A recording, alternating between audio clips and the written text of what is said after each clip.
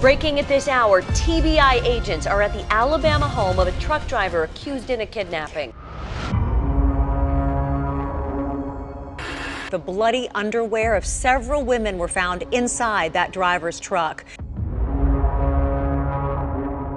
Roy Nellsch, to me, really embodies evil. I mean, this to me was a pure embodiment of evil.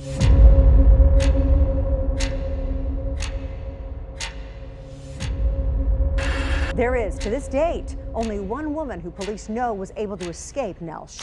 I was to the point where I felt desperate. I'll get you out of this truck, that's what you got! I already know I'm probably gonna die, so I'm not gonna go down without a fight. Jeremy, it's important to note, no one outside of police has ever seen what you have uncovered. The story, when you read it or hear about it, sounds like a movie. So you may think you're the only survivor. I do. I believe that I am. To be honest with you, my initial thought was, I thought he was a serial killer.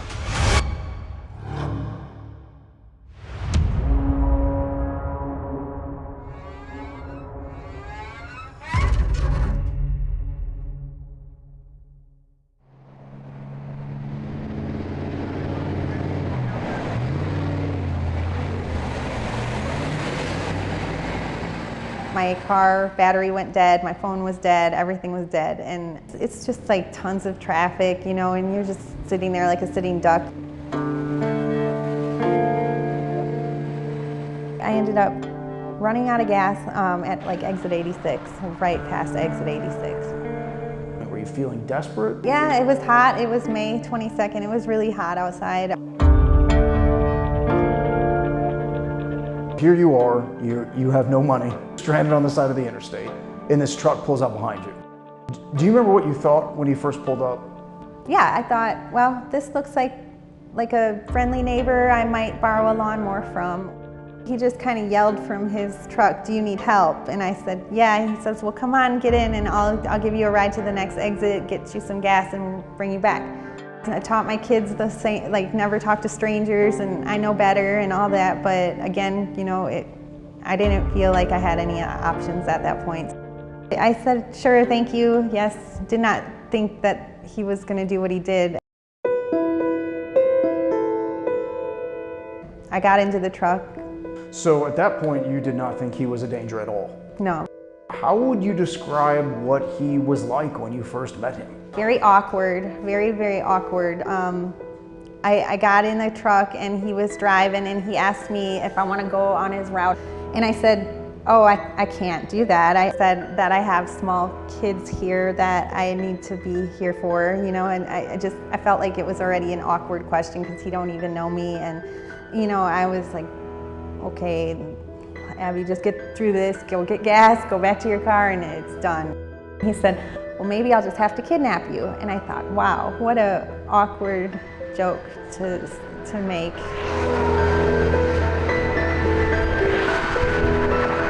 I know that you were watching for your exit. I said, why aren't you getting in the right lane? And he said, nobody will let me over. And I was just like, no, that's not true, because I'm looking out the passenger side mirror and there's nobody on the interstate, barely anybody. And then it was silent, awkward silence. And then finally I said, thank you for your time. I don't need your help anymore. I appreciate it. Please pull over and let me out.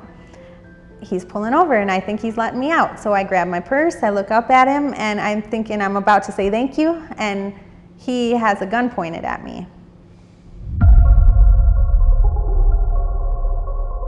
He said, this is a kidnapping. I'm gonna rape you. Get in the back of the truck. He was very laid back and like he'd done it before. I begged and pleaded with him at first. I said, please don't do this. I said, I've got little kids who need me. So I thought, I need to comply. So I did what he said. I went to the back of the truck. But then when I got to the back of the truck, things in my head changed. I was like, no, I'm not going down without a fight. Roy, my name's Dennis. I'm one of the detectives here. While it was happening, I was already working. He was taken into custody. He was brought back to our office. Well, I spent some time with Ms. Pimentel first and got her version of events. I did sit down that afternoon or early that evening with Mr. Nellsch.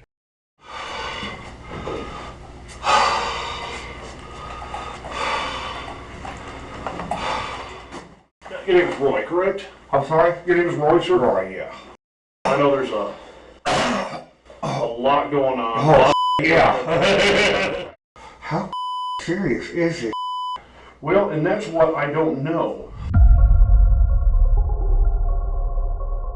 If you're willing to tell me what happened, I'm all ears. She looked like she was, you know, desperate, needing help. I'll take you to get some gas. She said, pull over.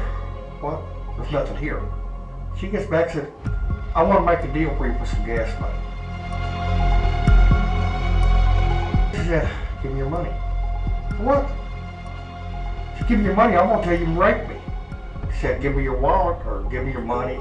Mr. Nellsch gave me a story that mirrored all the facts of Ms. Pimentel's. Different reason for him. He tried to make up some story about how he was citizen arresting me because I was trying to rob him. The question is, who's telling the truth? She was showing some. Okay. She said, yeah, you give me your money, I'm going to tell them you raped me. She said, you're crazy, get out of my truck. She come on around. He started hitting me and beating me. He jumped on me and we're wrestling for this gun. She reached to grab my gun and then I was in a panic. He's on top of me and I have the gun pointed at his face now. I'm on the bottom, he's on the top. Trying to twist the gun out of her hand. I didn't want her to shoot her, didn't want her to shoot me. And I have the gun pointed at his face. I want you to stop. My God. And I pulled the trigger and nothing happened.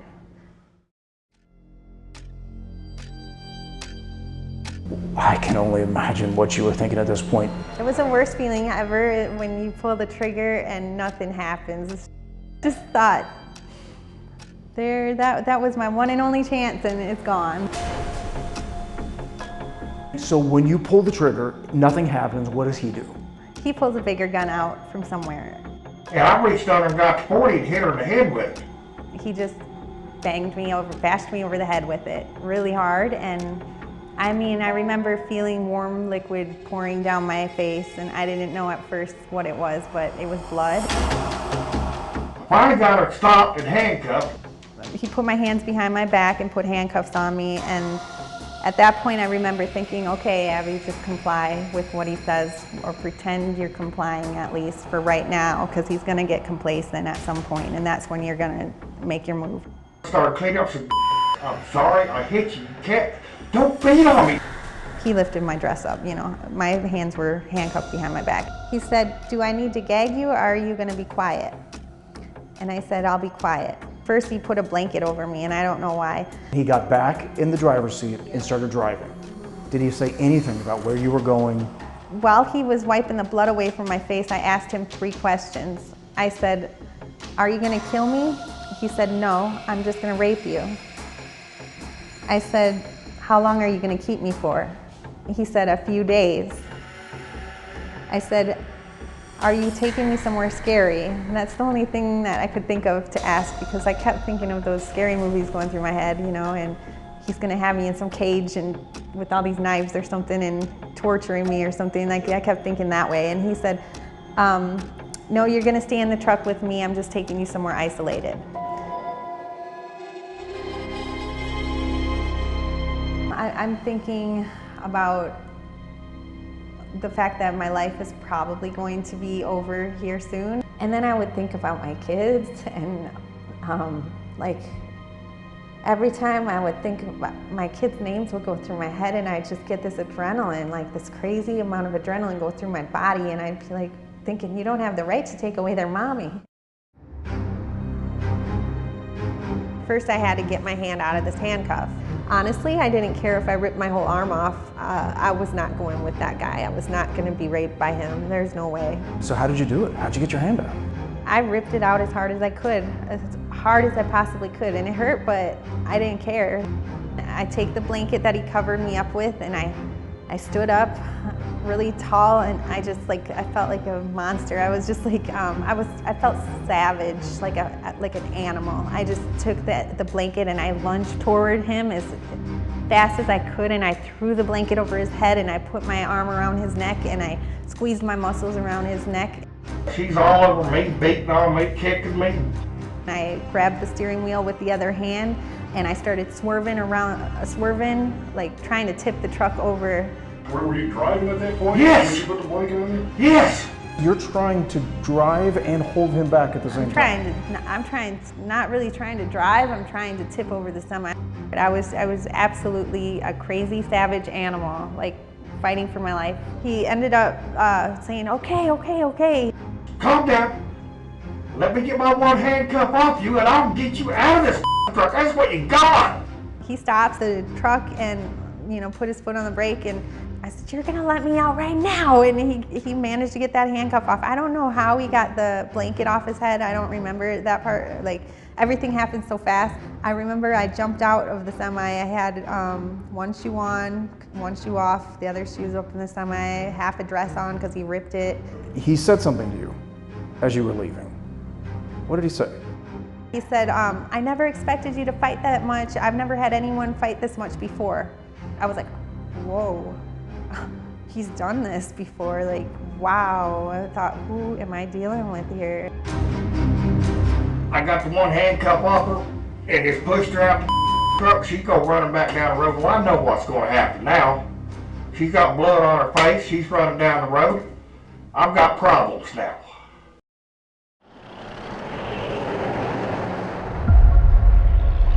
I ran to the back of the truck and made sure I looked at it. I got 3 letters off of the back of the truck.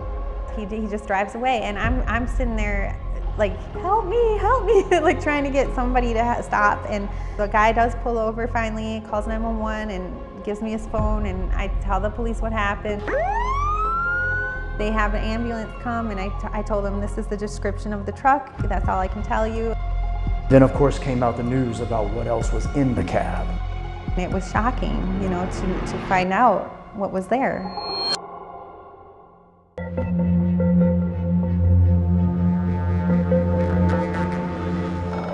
10-4, still heading towards Springfield. He is possibly armed. I just haven't tried to stop him yet. I just wanted more backup units. Hey, man. Hey, keep your hands up for me. All right, turn around. Turn around. Right now, you're just being detained. That girl's crazy. Yeah, apparently she's crazy enough to get you in some trouble. Yeah, she got me in some serious trouble. Live with breaking news. We are uncovering more information by the minute about a truck driver charged with kidnapping. Tonight, what he did when he was arrested led a local police chief to suspect more trouble was ahead. He actually came out of the truck with his hands up already in the air, so I really wasn't nervous or scared because I think he already knew what was going on because he got out of the truck with his hands up. You're one of the few people that actually spoke with him. One of the few people that got to ask him questions on the record. Have you ever been arrested for anything before? No, that's the first time I ever had a set of handcuffs on. Understood. He came across very, almost humbled, respectful. God, I ain't never hit a woman before. It became actually more alarming to me that he was that calm, that comfortable, and always had the right answers. She looked like she was, desperate, needing help. He seemed very well rehearsed. God, I just tried to help somebody out, and quite honestly, yeah, if I could have got it up, I would have. I started changing my perception of him. The real cake topper to me, get her some dude. He was the fact that he was going to drive around and get her medical help out there because she was bleeding. Until he found an officer. Get the cops out there. That's not a normal thing to do. It became actually more alarming to me that he was that calm, that comfortable, and always had the right answers. I just got to ask, why do you carry handcuffs? Why do I carry handcuffs? Because a lot of the states I go to, my pistol permit is no good in. If somebody comes up, I've got that one chance to come across, hit them with the face with them, and handcuff them, cut the hell out of you. It started dawning on me that a lot of this was already there in his head, the answers. Why didn't you call the police? I mean, after she's out the car. Because I knew exactly where it was going to go. Why not just pick up the cell phone and call 911 and say, hey, listen, this just went down? I should have. Once she got out, I knew where it was going to go. She's got blood on her face. She's running down the road. I've got problems now. I'm going to ask you if you would give us consent to go through your vehicle. You can say no. You have every right to say no. But you're going to do it anyway. Well, no. What we'll do is we'll apply for a search warrant. Yeah, and you'll get it. I got nothing to hide in there. At this point, everything inside of me, especially based on what we've already seen and some of the statements he's made, has told me that this is by no means his first time, and probably worse. How often would you say you picked up girls before? I don't know, maybe once every 2-3 months. If they're broke down, I'll stop and give them a hand. I don't screw around with truck stop girls because they got things that they ain't even discovered yet. This ain't my first rodeo with girls out there trying to make a little money. It was strange when you're sitting with a man like this to watch it unfold in front of your very eyes, to see what quite frankly, what a monster is coming out. You had said something to her that you've never had anybody fight you like this before. Does that sound familiar, or was there a variant to that? Okay. I don't fight women. I don't hit women. I'm scared to death. Don't be.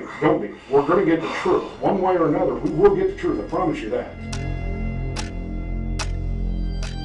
Okay, this isn't something I do all the time, probably not more than every couple of months, but I've got a friend who works over at the Secret Service building. He runs a polygraph. It's a lie detector for layman's terms. Is that something you'd be willing to do if I had Jeremy come down here tonight? You're not interested? I don't get a polygraph for no one. I think you're dealing with a man that's been doing it for so many years. He's got a, I hate to say Jekyll and Hyde, but almost a switch that can turn on this charisma and then turn it right back off when he's ready. I just wonder if you'd be okay with me taking a quick DNA swab. It's her blood in the truck. There's no doubt about that. Well, I know, but I need to be sure. Hey, you know what I'm talking about? Yes. That's good? Yes. Well, you're going to find my fingerprints in your system, no doubt. Oh, no, I'm not worried about that. I'm just using it as an example. But now you got my DNA, first one to get it. By that point, we had all the evidence from the vehicle. There was a lot more to this, and based on what I kind of took from him from the interview and the items we found in that vehicle, I'll be honest with you, my initial thought was, I thought he was a serial killer.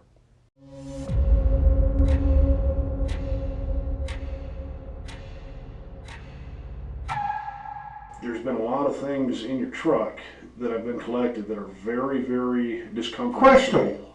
Yes, sir. Yes. And I'm sure you know what I'm talking about, but yes. I just wanted to let you know that we are collecting that for the time being, okay? I know. When I gave permission to search the truck, I gave permission to get that, didn't I? The bloody underwear of several women were found inside that driver's truck.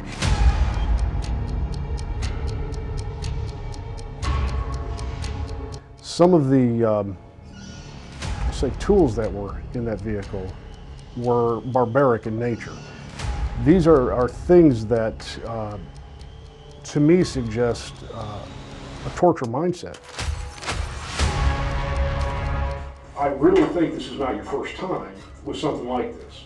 And I'm wondering, is there going to be any other cases that are going to come back on that? No, not that I know of. There's a real problem with your version of events. I can understand it. I can understand it. It doesn't make sense. I can understand that. It doesn't make sense. It's potentially serious charges. It's been very serious trouble. I think all the things that have been collected, the evidence that's being put together is fairly strong. I don't think you're being completely truthful.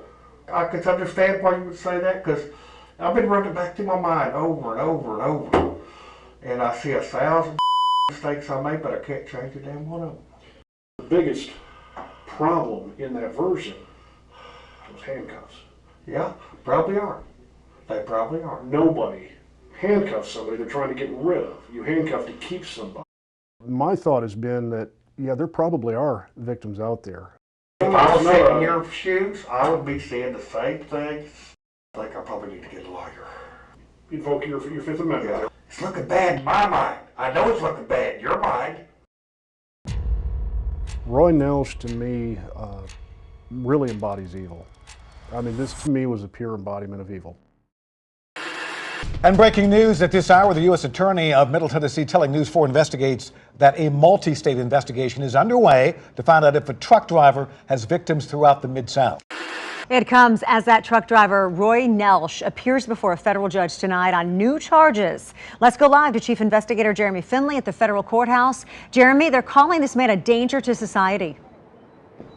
That's right, Tracy. The U.S. Attorney for Middle Tennessee tells me what they found inside the cab of his truck is the reason they hauled him here today to federal court from Clarksville in order to charge him with multiple crimes and, he says, to make sure that he no longer drives the interstates of the Mid-South. Also, prosecutors revealed new findings tonight, saying Nellsch kept weapons, more than 10,000 images of child pornography, and a ledger with the names of women and children inside the cab of his truck.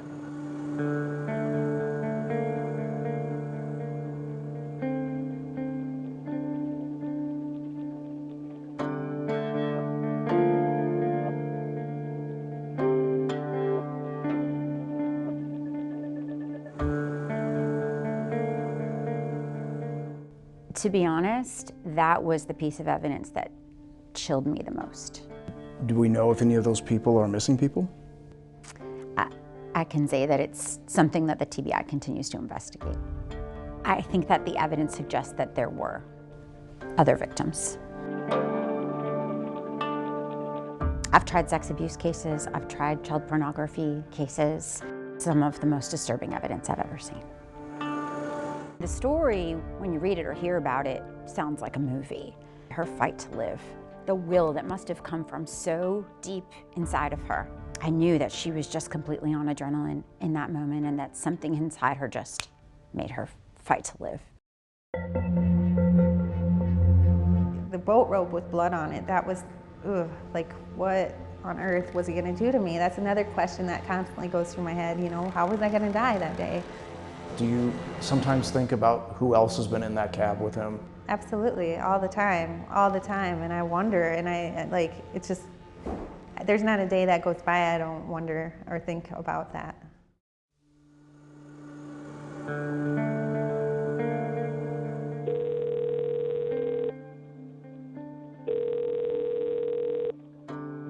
Hello, this is a prepaid call from Roy.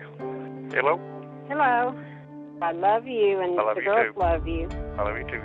Obviously, I've heard those same calls that he made to his loved ones. This is your home, and I'm still your wife, and we're still your family, and it's just a stated fact. Hoping you kind of stick with me through this and wherever it goes. Yeah. I don't know where it's going to go, really. I'm planning for the worst. Yeah. If it goes as bad as I think it is, then, you know, whatever you want to do, because I will not be coming back anytime in the future. It certainly did sound like, yes, he knew he was never going home. Hey, Melissa. Hey, I know they're recording this. Yeah. But I just want to know, I mean, who in the hell were you supposed to have kidnapped? Well, I can't really talk about it right now. I know you're a good friend, but you don't really get too involved in this because it's not good. I don't want to drag you into it. A hitchhiker picking up? It's actually a short story that everything got turned around on, but you know it's not going to go well for me. I know that. They're calling this heinous. That's what the investigators are calling. I don't know what heinous is. Wicked and evil. Oh. They can say what you done, very wicked and evil to whoever. I have no idea. So I get very little information. I really don't sound like you at all. They're blowing a plumb way out of proportion, way out of proportion, but I figured they would.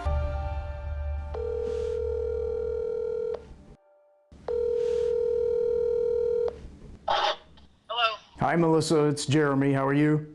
I'm fine. I want to make it very clear that now this is on the record. The first question I wanted to ask you, how it is you even came to know Roy Nellsch? I got out of truck driving for a while, and when I came back, I had to go out with the trainer when I got hired on with the company, and Roy was my trainer. You rode with him for quite some time, right? The training program was 4 to 6 weeks, so I stayed with him on the truck for at least 4 weeks. Would you describe him as a friend? Yes, he was a very close and dear friend. Roy, he liked chasing women, but he was faithful to taking care of his family, making sure everything at home was taken care of. I've listened to your conversations that you had with him. You've made it very clear to him that you know what prosecutors and police have said. Were you trying to get answers as well? Did you have your doubts? I definitely had my doubts about what they were accusing Roy of, what the woman was accusing Roy of. And they was basing that off of her statement and an affidavit. So you believed him? Roy never told me the full story because he was advised by his lawyer not to discuss any part of that case with anyone because it can be used against him. So what do you think about the question that there may be other victims out there? I don't believe that. Why don't you believe that? I never even seen Roy ever lose his temper. I've seen him get mad, but I've seen him stop and stop himself from going any further. So you never saw him get angry, you never saw him do anything violent? No, never. There were a lot of things found in the cab of that truck that were really disturbing, from women's underwear with blood on it, to a bloody rope, to a knife. I got rope, knife, duct tape, and all kinds of damn zip ties and on my truck. That's part of the equipment I need on my truck. Do you think that's what those was equipment? That's what I know it was, is equipment, because I've been in Roy's truck. Do you feel like that you actually knew him? Or do you think he could have been living a double life? Look, I knew that there was times that Roy would stop and pick women up. He admitted that to me. But as far as Roy being the type that tried to force himself on women, being on the truck with him, no, he never tried any of that with me. Did he intend to go to trial? Did he want to go to trial? Yes, he intended to go to trial. His leukemia had progressed. They had diagnosed it at the detention center. He didn't want any treatment. He didn't want to go through any treatment with the leukemia. Did he keep this evidence? Did he keep these women's clothing as trophies? Unfortunately, we'll never know. The long-haul trucker accused of kidnapping a woman and keeping a bloody bag filled with women's underwear in the cab of his truck has died. When you found out that he had died, what was your first thought? I reached out to Abby. I wanted to make sure, but she already knew. I was upset. I didn't want him to die yet. I really didn't. I wanted to do the trial first, and I wanted him to be exposed. I wanted him to have to face the world for what he's done. I wanted to know more about what he's done. He is the key to what I believe is going to be a lot of unsolved cases, a lot of mysteries, possibly a lot of victims out there. So yeah, I feel that his passing may leave a lot of questions unanswered. Tonight, what News 4 Investigates has uncovered is perhaps the most troubling secret about a long-haul truck driver suspected of being a serial killer of women. Now, we want to warn you, the details are extremely graphic. Chief Investigative Reporter Jeremy Finley then traveled to Cullman, Alabama to track down those who knew about him and the secrets he kept.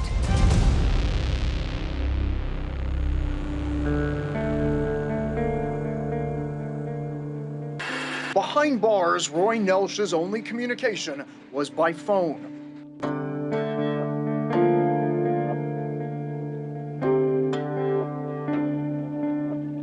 Calls to a woman who knew one of Nellsch's most troubling secrets.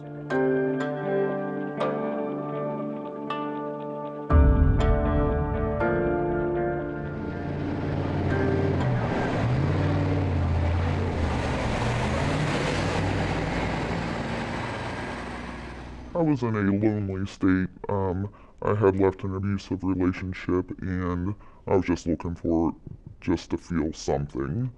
I love you. You know that, don't you? Yes. Do you really know that? I actually do. What enticed you at all to even begin a relationship with this guy? Companionship, I guess.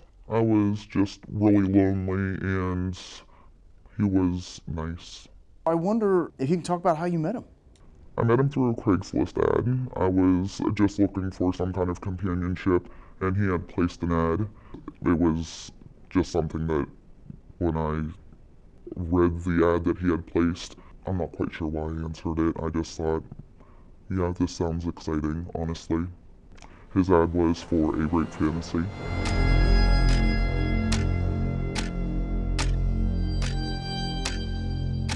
He was open from the very beginning. He was looking for some kind of rape fantasy. He was.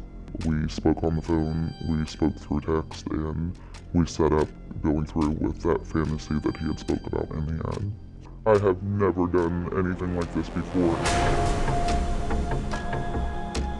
He came in with a mask on, he came in with a knife, he cut my shirt off with the knife, and he got me tied up really easily, actually. I was surprised at how fast I was on the floor and he had my hands tied up.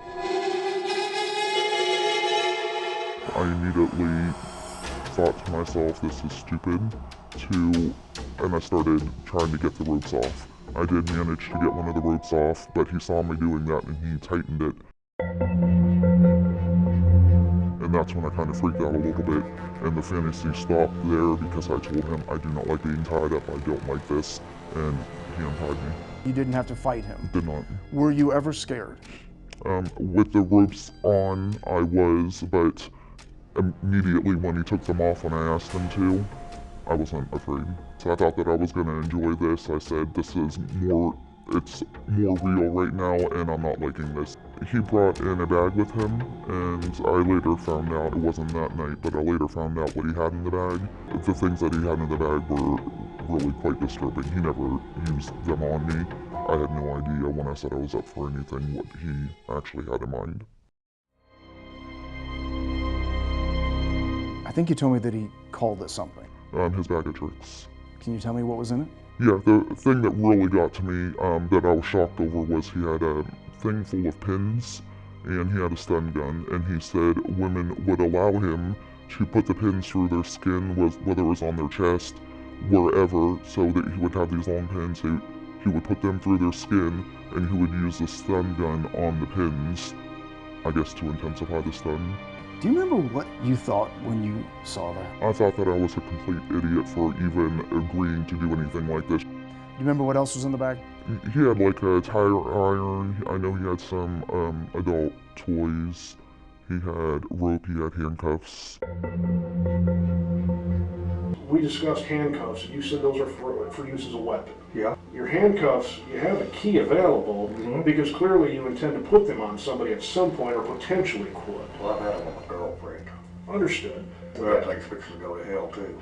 He wasn't talking about me. We never used handcuffs. That was not you? That was not me. Were warning bells going off in your head? No. He had made you feel pretty comfortable. We got to the point of the pins and the stun gun. He was talking about different women that he had picked up and that actually enjoyed doing that. I had gone into his truck probably 2 different times, and he had his bag of tricks in there. He had women's bras hanging from one of the beds in there. And I asked him about his wife and what she thought about that, and he said that his wife doesn't ever go in the truck. She's not allowed to. Was there ever a time you thought, this guy is dangerous, this guy's bad news? Not until after he was arrested. How did you find out? He was supposed to come over, and it had been a couple days. I was trying to call him, and he wasn't answering. And I said, let me Google his name. So I Googled him just thinking, I was thinking truck accident. And I Googled his name, and it came up that he had been arrested, and I read the story about what had happened. What'd you think? I thought, not that it wasn't surprising, it was surprising, but I pretty much immediately thought, yeah, this is something that he could do. So you weren't really that surprised, it sounds like.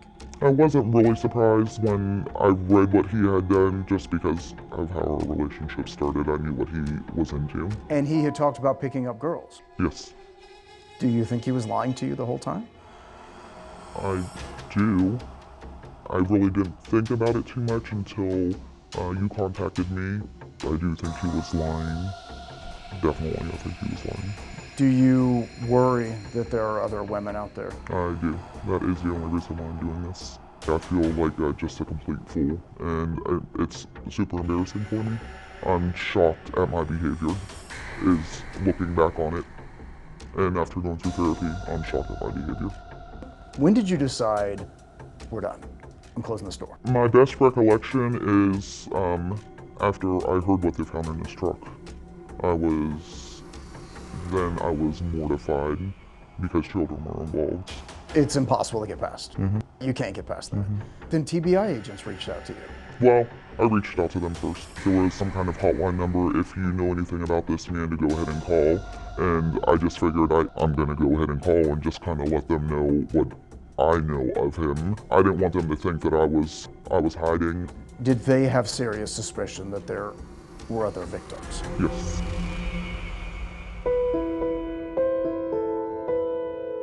What were you going through after this happened? Well, I felt obviously horrible for the victim, horrible for his wife and his family. It was just a lot of shame and therapy. I wonder at the end of the day, do you feel like he was leading a double life? I definitely do. I definitely do.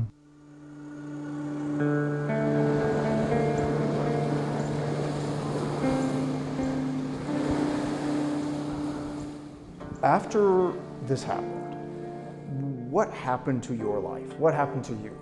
You were intending to move to Florida to be with your daughters. Yes. But that didn't happen. No, I just got stuck where I was, just stuck in place. I couldn't move forward. I don't know why. It was just really hard to even think about the future and think about anything. And I would just, day after day would pass and I'd stay stuck. Eventually I did, a couple of years later, pull it together and move. What do you think is the effect on you? My life was there and almost gone, in this matter of seconds. I do have nightmares about it. Yeah, there are triggers that remind me of I end up having flashbacks. I don't know how I'm still alive. You wanted to know if there were other victims. You wanted to know all of this. There's a chance you may never know. We may never know what he did. It'll be a question mark in my head forever. I think that the evidence suggests that there were other victims.